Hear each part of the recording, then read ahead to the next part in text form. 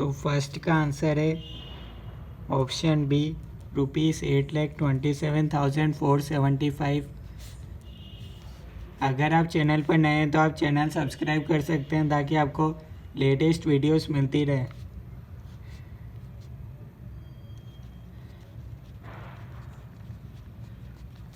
Third का answer है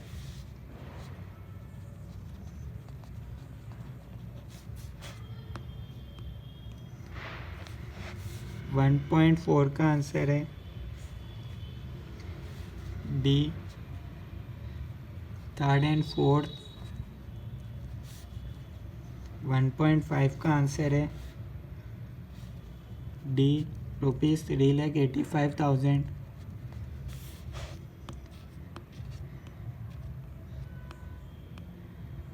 इसके बाद अपने पास था 2.1, इसका आंसर है सी, ₹3 lakh, being speculation income of both day।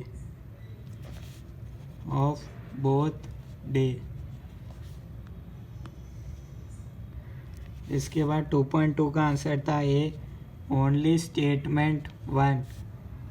2.3 का आंसर है C, only issue second and issue third have been. 2.4 का आंसर है सी, ₹68,000। 2.5 का आंसर है B, ₹40 lakh under the income tax act 1961 and ₹36 lakh and ₹36 lakh under the IGST Act।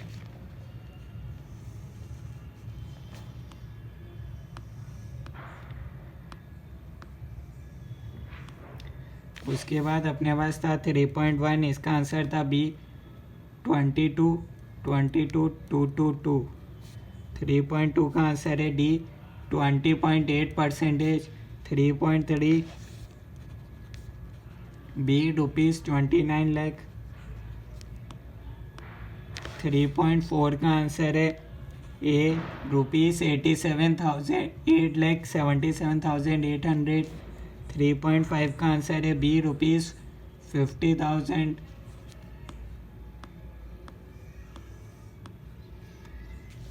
इसके बाद अपने पास आ जाता है 4.1,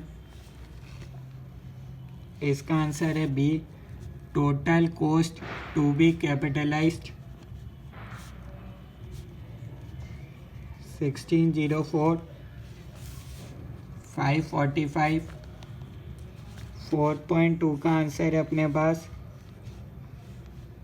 सी, no amount of ₹0.16 CR will be disallowed as deduction on account of excess interest। disallowed, ठीक है, आप समझ के होंगे। 4.3 का आंसर है B, taking long position in equity and short position. इसका ऑप्शन बता देता हूँ 4.3 का बी, शॉर्ट पोजीशन इन डेप्ट। 4.4 का आंसर है D, the amount calculated is correct as output liability will arise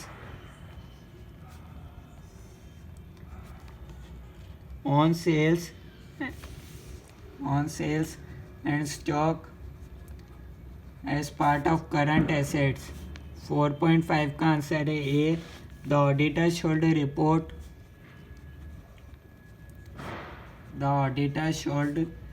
report the issue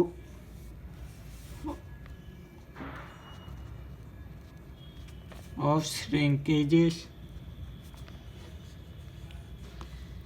in inventories in EOM, ये आएगा EOM के अंदर. And also state how the matter has been dealt by audit team.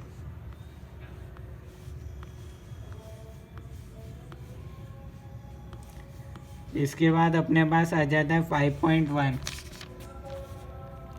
तो 5.1 का अपने पास answer रहेगा option B. Rejection is justified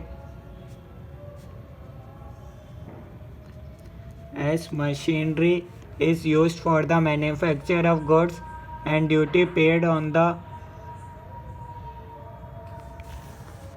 justified as machinery. इसको आप कंटिन्यू कर सकते हैं.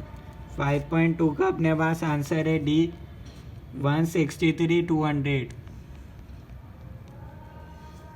रुपीज़. 5.3 का अपने पास आंसर है ए फर्स्ट ओनली. 5.4 का अपने पास आंसर रहेगा B contract for sale of goods. ये मैं आपको बता देता हूँ. 5.4 का अपने पास आंसर रहेगा ये वाला. ये आप देख सकते हैं contract for sale of goods with prism limited. 5.5 का अपने पास आंसर है ऑप्शन बी 7,01,064. तो ये सॉल्यूशन है. कोई डाउट है तो आप कमेंट्स के अंदर बता सकते हो. ओके.